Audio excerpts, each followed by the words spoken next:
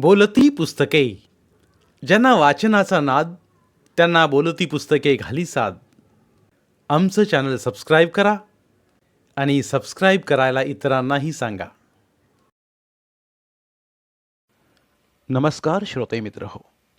बोलती पुस्तके सादर करत आहे ज्येष्ठ लेखक जयवंत दळवी लिखित कादंबरी अभिनेता. प्रकरण पहिले. टेलिफोन वाजला. एकदा वाजला. त्यानं लक्ष दिलं नाही. त्याला भूक लागली होती. चांगलं 2 अंड्यांचं ऑमलेट पॅनवर पसरलं होतं. फोन पुन्हा वाजला.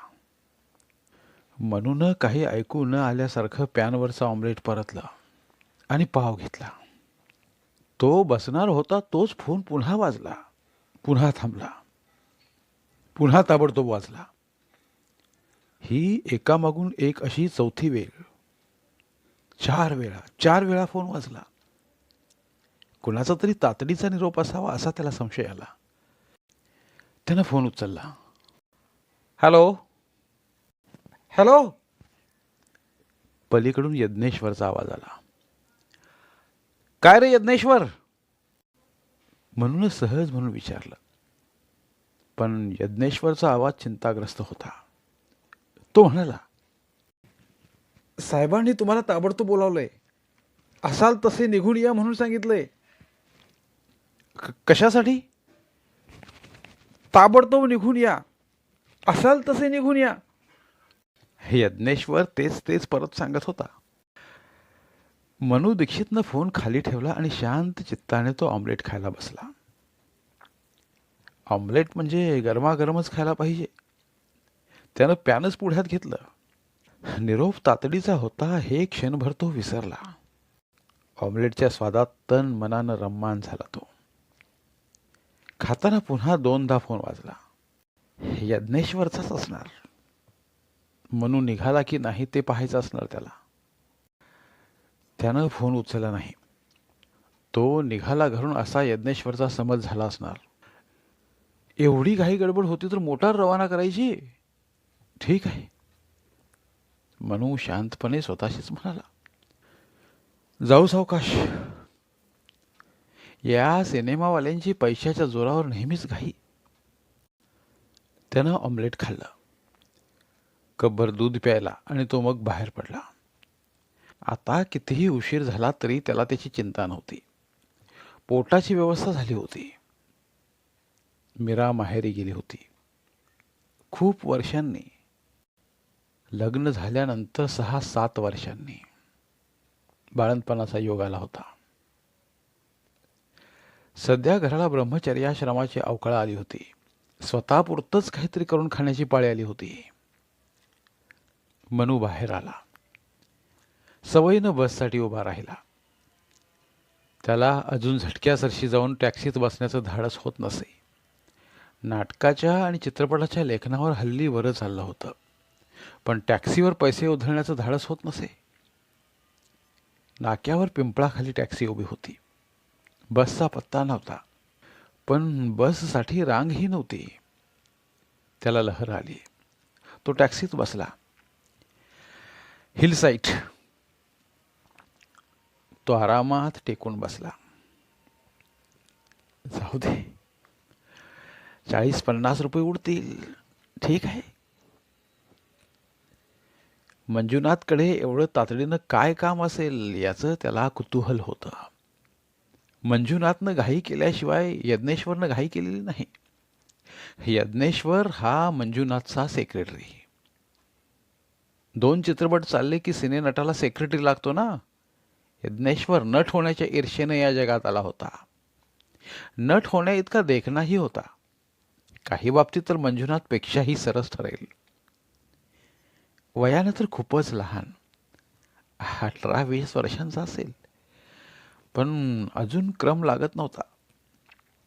मंजुनाथच त्याला कधीतरी नट म्हणून लहान मोठ्या कामात घुसविल अशी त्याला आशा होती.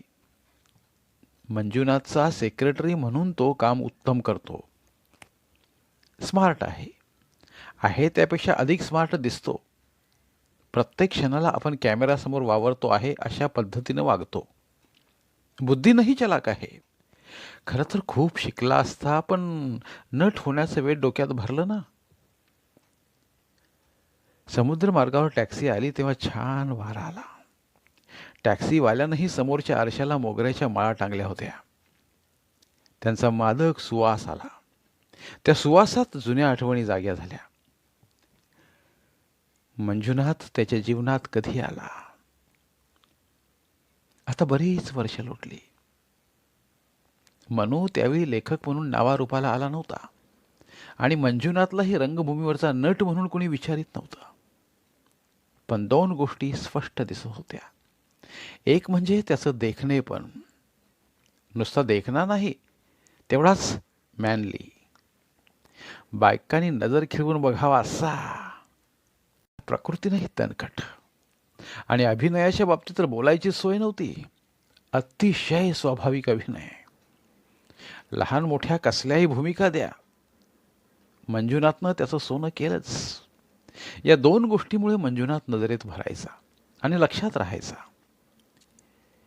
त्याचे डोळे विलक्षण धारदार होते. एखाद्या शस्त्राला पाणी चढवल्यासारखे दिसायचे. त्याचे डोळे मनूने प्रथम पाहिले तेव्हाच त्याला वाटलं होतं, याला कोणीतरी चित्रपटात घ्यायला पाहिजे. कॅमेऱ्याच्या क्लोजअपमध्ये तो डोळ्यांची जादू करून जाईल. आता मनूला बरोबर आठवत नाही, पण कुठल्या तरी नाटकाचा प्रयोग पाहिल्यानंतर तो मंजुनाथचं अभिनंदन करायला रंगमंचावर गेला होता. कुठलं नाटक होतं कोण जाणे. हातात हात घेऊन त्यानं अभिनंदन केलं आणि म्हणाला, चित्रपटात तुमचं चीज होईल. तुमचं खरं स्थान कॅमेरासमोर आहे. तुमचे डोळे, प्रोफाईल, सारं काही कॅमेऱ्यासाठी आहे. आजवर कोणी त्याला असं म्हटलेलं नसावं. मंजुनाथ खुश झाला. तो एकदम वाकला आणि त्यानं मनू दीक्षिताच्या पायांना 2 बोटांचा स्पर्श केला. मनूलाही एकदम आश्चर्य वाटलं. मनू आजच्यासारखा नाटककार म्हणून पुढे आला नव्हता तेव्हा. वाकून नाटककाराच्या पायांना स्पर्श करण्याची प्रथा आहे. तो मनूच्या पुढ्यात एकदम वाकला. तिथं पासून मंजुनाथच्या प्रत्येक नाटकाला, चित्रपटाला मनू आवर्जून हजर राहिला होता. मुख्यत्वे आशीर्वादासाठी. मंजुनाथ त्याला आवर्जून बोलवायचा. त्याची तशी श्रद्धा होती. हिलसाईडच्या बंगल्यावर येताच यज्ञेश्वरनं दरवाजा उघडला. तो वाट बघतच उभा होता, पण त्याच्याकडे पाहिल्यावर वातावरण गंभीर आहे असं वाटलं नाही. यज्ञेश्वर नेहमीप्रमाणे नटलेल्या पोशाखात होता. यज्ञेश्वरचं हे एक वैशिष्ट्य होतं. तो सदैव उत्कृष्ट नटाच्या शैलीत नटलेला असायचा. कधीकधी अधिकच. मुळात त्याचं व्यक्तिमत्वच आकर्षक. लाल बुंद गोरेपण, सरळ धारदार नाक, स्वप्नाळू डोळे, सदैव झोपून उठल्यासारखे. पांढरा शुभ्र टेरिलिनचा सूट घातला होता.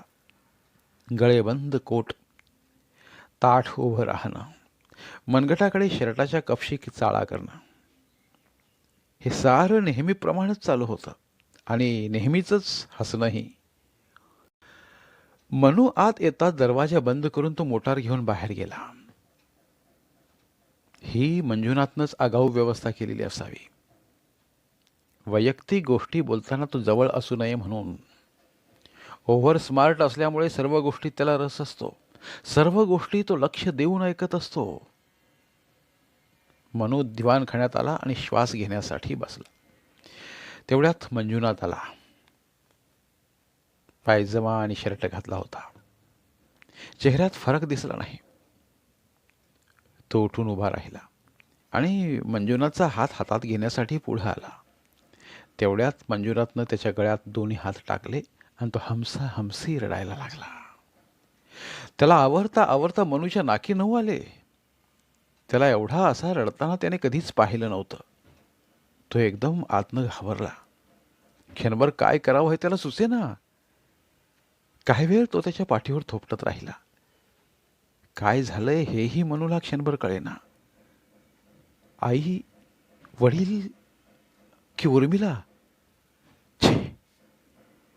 तो एकदम विचार करायचाच थांबला. थोड्या वेळानं जरा शांत झाला. आरामात बसला. तेव्हा मंजुनाथ शांतपणे म्हणाला, उर्मिला उर्मिला बेपत्ता आहे. बेपत्ता?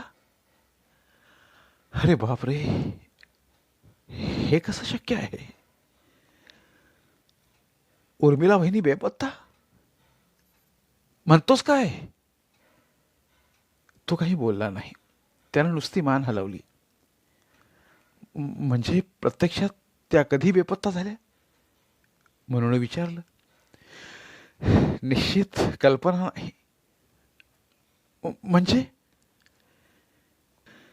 गेले 8-10 दिवस तर मी इथं नव्हतो. जाण्यापूर्वी मी तिला फोन करायला विसरलो. आल्यावर यज्ञेश्वरनं फोन केला तर फोन वाजतोय, कुणी उचलत नाही. म्हणून यज्ञेश्वरला पाठवलं तर तर घराला कुलूप. छे, कुठेतरी अचानक गेली असणार. कुणा मैत्रिणीकडे किंवा तुला काही म्हणाली होती? नाही. अलीकडे मनू तिला भेटलाही नव्हता. भेटून 3-4 महिने झाले असतील. तो भेटला त्यावेळी ती फारशी मोकळेपणानं बोलली नव्हती. बराचसा वेळ एकमेकांकडे बघण्यात गेला होता.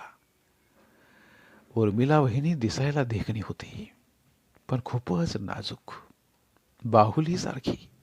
आवाज अतिशय गोड. ज्या काळी मंजुनाथ नाटकात काम करायचा तेव्हा तीही नायिकेची कामं करायची. तिथंच त्यांचं जुळलं. तिच्या डोळ्यात काहीतरी विलक्षण जादू होती. तुमच्या डोळ्यात आरपार बघते आहे असं वाटायचं. त्रिकोणी तारेचं एक वाद्य असतं. त्या त्रिकोणावर ठोका मारला की बराच वेळ एक गोड सूर नादत राहतो. ती बोलू लागली की तसा स्वर तिच्या तोंडाच्या पोकळीत निनादत राहायचा. लग्नानंतर 2-3 वर्ष आनंदात गेली. लग्नाला मनू हजर होता. लग्नाच्या दिवशी मनूनं तिला एका वेगळ्या ऐटीत पाहिली. नाकात नथ, गळ्यात मोत्यांचे दागिने, कपाळावर बिंदी, अंगावर जरीचा शैला. त्यावेळी मनूचं मन तिच्याविषयी प्रथम विचलित झालं होतं. मनू त्यावेळी लग्नाचा होता. मला ही मिळाली असती तर मी सुखी झालो असतो असं त्याला वाटलं होतं. त्यानंतर तो वारंवार मंजुनाथच्या घरी जायचा. तिच्याशी बोलण्यात, तिला एकटक बघण्यात त्याला परमावधीचं सुख मिळायचं. तिला त्याची जाणीव झाली होती. आपण मनूला आवडतो, आपल्याला बघण्यासाठी मनू येतो हे ती जाणून होती. या गोष्टीला तिचा विरोध नव्हता. उलट ती गोष्ट ती एन्जॉय करायची असं त्याला वाटे. दोघं समोरासमोर बसली, बाजूला मंजुनाथही असला तरी ती मनातल्या मनात हसते आहे असा भास होई. पण या गोष्टीचा मंजुनाथला मात्र कधी संशय आला नाही. मनू आणि उर्मिला यांच्या मनातल्या मनात फुलणारा हा गोड नातेबंध सतत 2-3 वर्ष टिकला आणि मग अकस्मात काहीतरी बिघाड झाला. मंजुनाथचा थोरला भाऊ शिवानंद इलेक्ट्रिक कॉन्ट्रॅक्टर होता. रंगभूमीवर नट म्हणून चमकण्याआधी मंजुनाथ शिवानंदकडेच इलेक्ट्रिशियन म्हणून काम करायचा. त्याच्याच घरी राहायचा. लग्न झाल्यावर वेगळा झाला, पण तो शिवानंदच्या बायकोमध्ये कधी अडकला ते कळलंच नाही. लग्नाआधीच अडकला होता की नंतर अडकला तेही कधी कळलं नाही. पण त्याच्या लग्नानंतर 2-3 वर्षांनी ती गोष्ट उर्मिलेला कळली आणि ती आतल्या आत उदास झाली. कारण या गोष्टी भांडून झगडून सरळ करता येत नाहीत. घटस्फोट घेऊनही मार्ग निघत नाही. हे मनूच्या कानावर आलं. 1-2दा तर मंजुनाथ आणि रेखा कुठं कुठं एकांतात दिसली. काही वेळा इंग्लिश सिनेमालाही. मनूने अडून अडून चौकशी केली. थोडी मंजुनाथची कान उघडणीही केली, पण मंजुनाथनं दाद लागू दिली नाही. तो म्हणाला, हल्ली हल्ली शिवानंद फार पितो, दिवसभर प्यायलेला असतो. त्यामुळे रेखा वहिनी एकटी पडते, लोणली होते. म्हणून अदनमधनं तिला कंपनी द्यावी लागते. पुढं मनूच्या कानावर आलं ते वेगळंच. मंजुनाथनं रेखाला आपल्या कह्यात घेतल्यानंतर शिवानंद दारूच्या आहारी गेला. शिवानंद स्वभावानं गरीब, काहीसा अबोल. प्रकृतीनं थोडासा असा तसाच. आपली बायको मंजुनाथच्या नादी लागली आहे हे कळताच तो भांडायला उठला नाही. तो शिंपल्यात गेला. त्यानं त्यानं कोणाशी बोलणंच टाळलं. धंद्यातले पैसे तो उचलत असे. एक बाटली पिशवी टाकून कुठंतरी निघून जाई. त्याच्या कंपनीला नाव मिळालं होतं. त्या नावावर कॉन्ट्रॅक्ट यायची. पूर्वीचे विश्वासू नोकर काम करायचे. पैसे घेण्यापुरते रेखा देखरेख ठेवायची आणि मग धंदा कसाबसा चालू राहायचा. यात शिवानंद जसा उद्ध्वस्त झाला तशी उर्मिलाही उद्ध्वस्त झाली. त्याच सुमाराला मंजुनाथला चित्रपटात शिरकाव मिळाला. पहिलाच चित्रपट हिट गेला आणि तो चित्रपटात स्थिर स्थावर व्हायला लागला.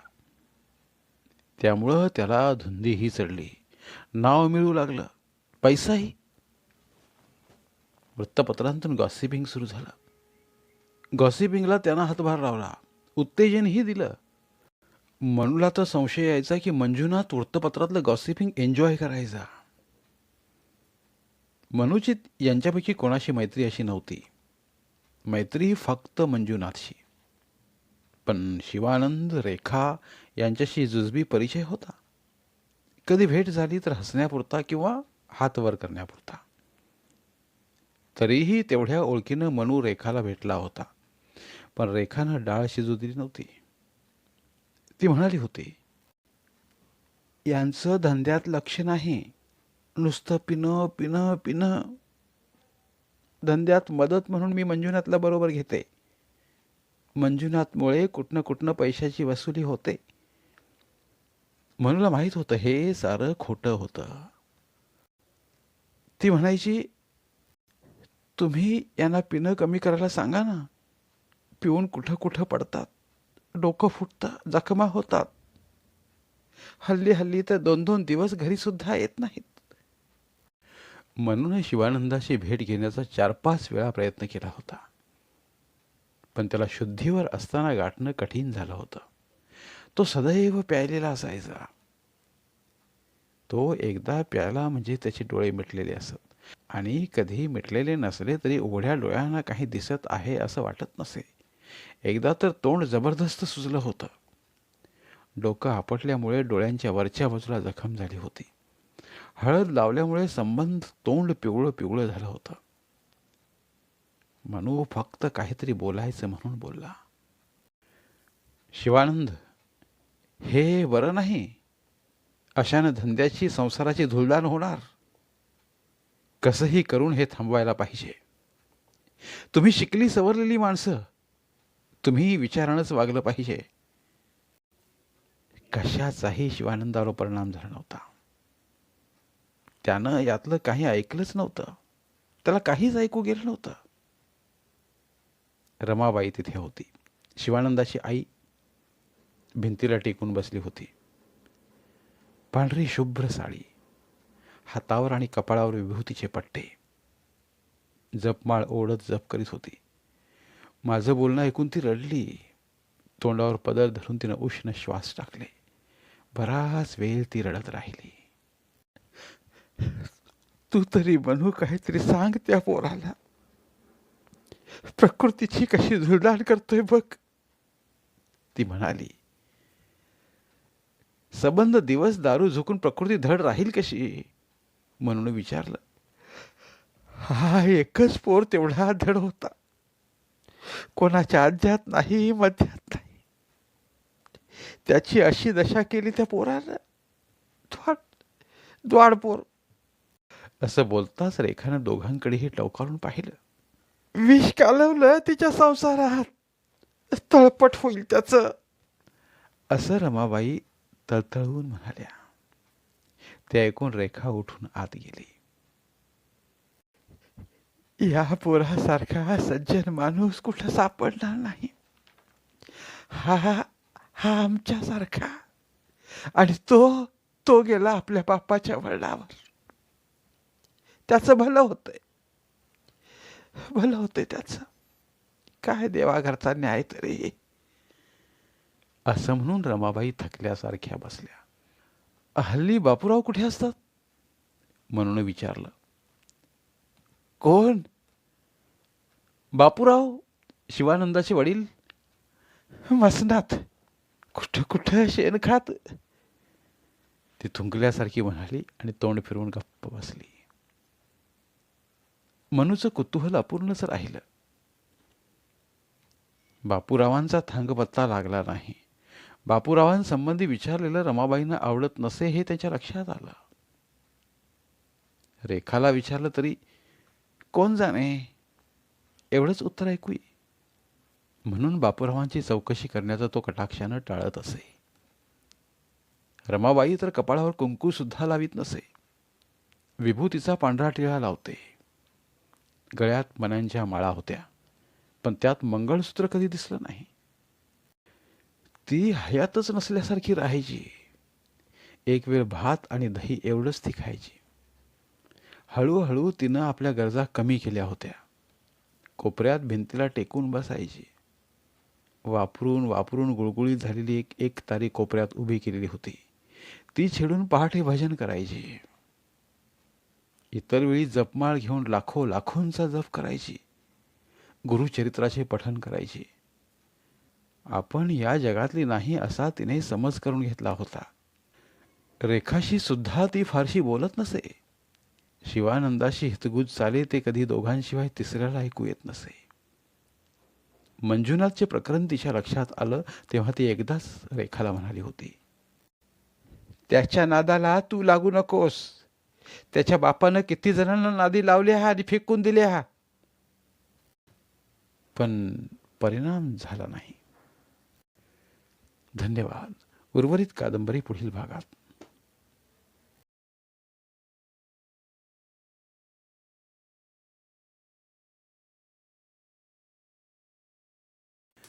धन्यवाद. प्रिय श्रोते मित्र हो, आपल्यासाठी एक आवाहन. आमच्या चॅनलच्या प्लेलिस्ट विभागात तुमच्यासाठी शेकडो कादंबऱ्यांचे ऑडिओ बुक्स उपलब्ध आहेत. तिथे प्रत्येक कादंबरीचे सर्व भाग एकत्रित मिळतील. त्यामुळे सध्या सुरू असलेल्या क्रमशः कादंबरीच्या पुढील भागासाठी वाट पाहण्याची गरज नाही. तुमच्या वेळेनुसार तुम्ही संपूर्ण कादंबरी सलगपणे ऐकू शकतात आणि साहित्याचा आस्वाद घेऊ शकता. कृपया आमच्या चॅनलच्या होमपेजवर जाऊन प्लेलिस्ट चेक करा आणि तुमची आवडती कादंबरी निवडा. धन्यवाद.